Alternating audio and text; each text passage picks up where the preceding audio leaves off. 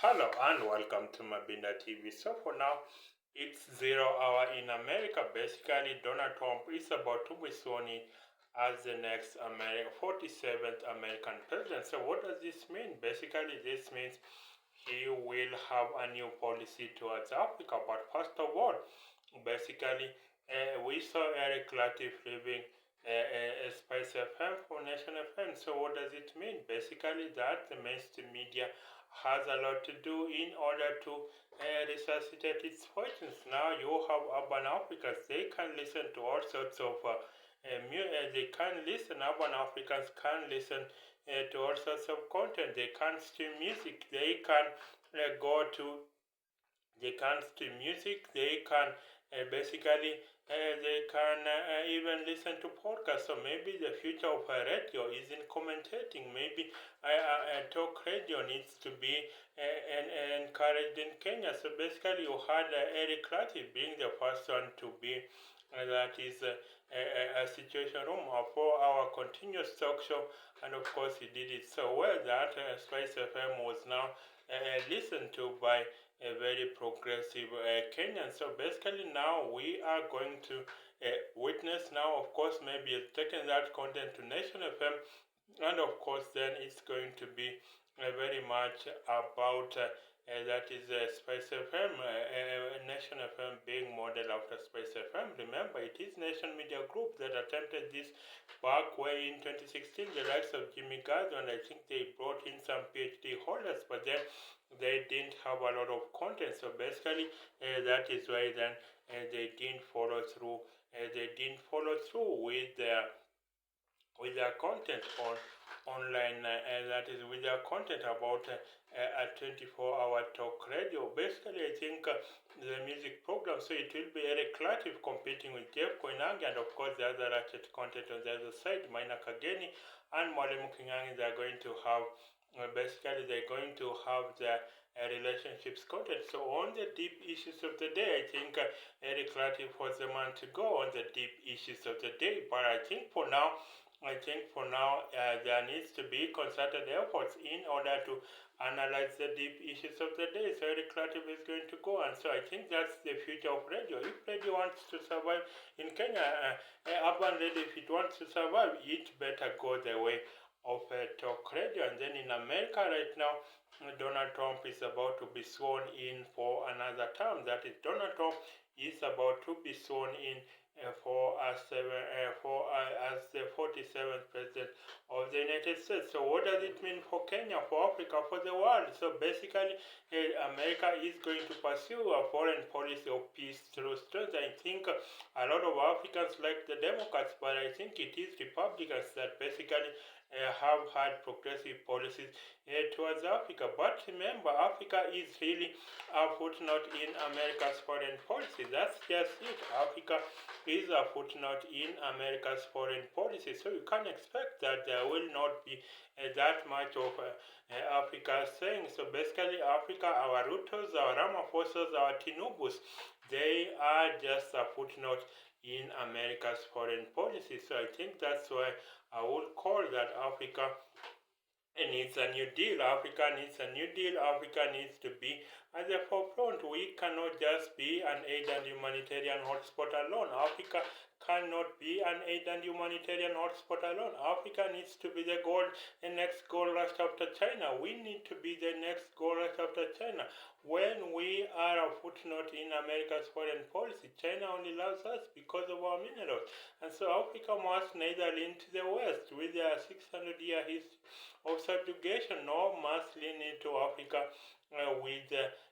to Asia, to China with their depth of diplomacy. Africa must lean inwards itself. Look at a country such as DR Congo. It has a mineral wealth potential of about $30 trillion, but that's only if it is converted from coltan to mobile phones. So you can imagine DR Congo with $30 trillion worth of wealth. It can, but that's only if coltan is converted to mobile phones, titanium to aeroplane parts, uranium to nuclear power, gold and diamond to jewelry, copper to electronics, coffee beans to coffee drinking chains, and cotton to designer clothes. So Africa needs a value addition. So basically, I think the Trump presidency will not offer Africa much. Trump didn't visit Africa during his term in office. He didn't visit Africa.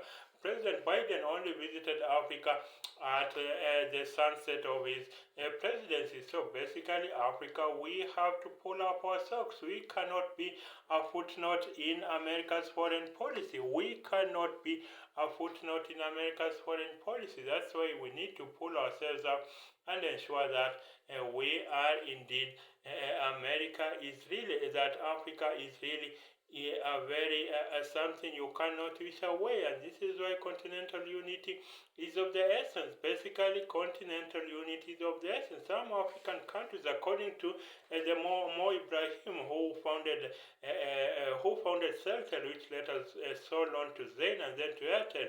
So Mo Ibrahim, billionaire, says the founder of the African Leadership Prize, the largest leadership prize in the world. He says that Africa, that is Mo Ibrahim, he says that Africa would, I think our countries, some of the African countries are just too tiny to be viable nation states. I think right now what we are going to witness from Donald Trump is that he wants peace through strength. That's the foreign policy of America, peace through strength. So that's an American first agenda. And remember, BBC commentator said that the biggest foreign policy challenge for America are its own internal problems. That's what a BBC commentator said, that the biggest foreign policy challenge for America are its own internal problems: a disappearing middle class, rush of hotlines, daily gun violence, a democracy that is wobbling. We saw 4 years ago in 2021 a group of Trump supporters descended down the Capitol and attempted to stop the certification of the Electoral College of Joe Biden. So that's an America that has a lot on its plate. Don't expect that America will come to Africa's rescue. Of course, we have the Africa Growth and Opportunity Act, AGOA, which I think they will be pressing for it to be pushed. But remember, this is Donald Trump presidency. Remember, Trump is going to be hard on immigration. So basically, he says that prisoners are pouring in from mental institutions, from prisons, from countries that don't know how to deal with their people. They are pouring their people over to America. And so this is why I say that right now the foreign policy of America is about peace through strength. So basically, Trump already is saying he achieved the stock market rally, basically that has seen the stock market rally by more than more than 1,000 points. Now that is going to be manifested. So I think Africa needs to put its own house in order, put its leadership in order, and then it will be in a very good place in order to be that country, that basically to be that place where you have flourishing job opportunities. Trump is going to be hard on immigration. Even the H-1B visa, they are going to take a hard look at it. The H-1B visa is how skilled immigrants get to work in America. That is the H-1B visa. So they are going to be very cracking down hard on immigration, and they are saying, and of course they are also going to be cracking down hard on diversity, equity, and inclusion. So you can't expect that diversity, equity, and inclusion is something that a lot of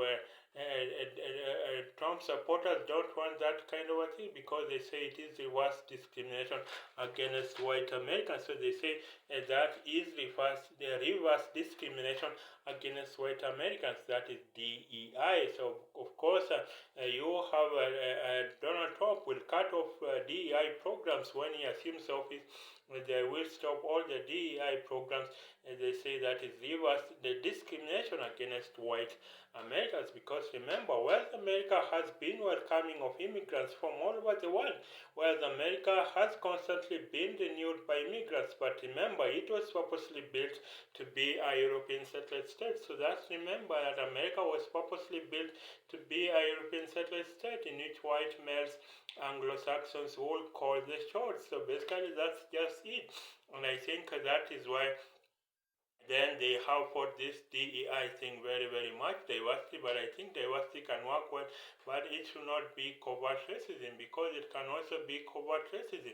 And just as the white Americans feel it is reverse discrimination against them, it can also be about a covert racism. So I think right now what we need to be doing is to ensure that America is really at is to ensure that America that Donald Trump ensures America is at the absolute bleeding edge of innovation. So you have the Chinese American Eric Yuan, who basically that is Eric Yuan, who applied for the U.S. passport,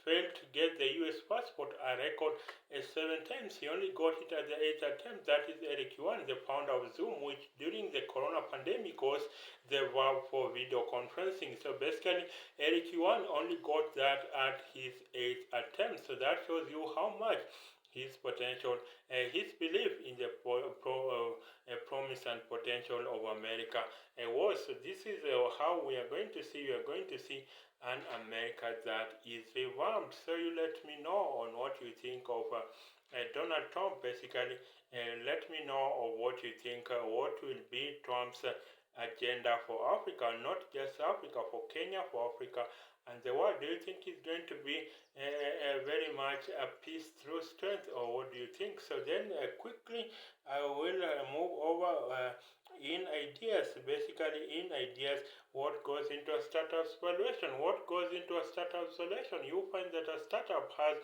barely made any revenues, has only any profits, sometimes even no revenues at all, but is valued at that is valued at $1 billion, maybe just 10 employees. So what goes into a startup's evaluation? So basically, at Agrarian Revolution, there was $1 billion firm, but it could practice. There was no $1 billion firm. I've never heard of a $1 billion firm, but even if it was there, it could practically employ the whole world. Then from the $1 billion firm came the $1 billion factory, which could employ about 20,000 people, supply revenues to the local towns. And basically, maybe the beauty about the factory jobs is that it can employ everyone from a get to dropout to a high flying doctorate holder. So that was the $1 billion factory. Then, of course, it supplied access to local towns, ensured there was employment, there was prosperity. You could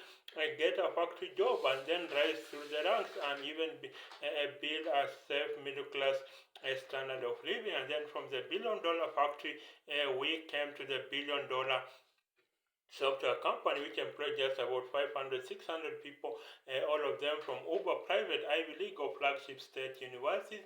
And that's how the likes of Microsoft, Oracle were formed. So then from the $1 billion factory, from the $1 billion software company, we came to the $1 billion startup, which now employs just 12 people, sometimes has no profits, sometimes even no revenues at all, sometimes an idea on paper, valued at $1 billion.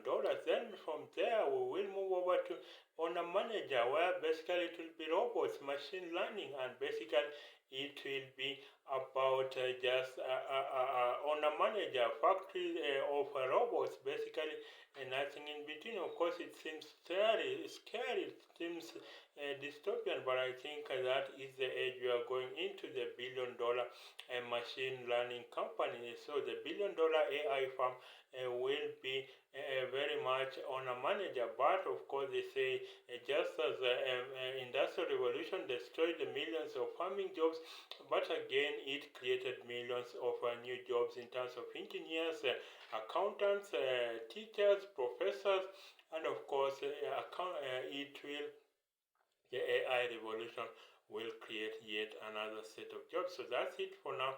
Bye for now. On this inauguration day, what do you think about the prospects of Donald Trump? So bye for now till the next time. Bye for now.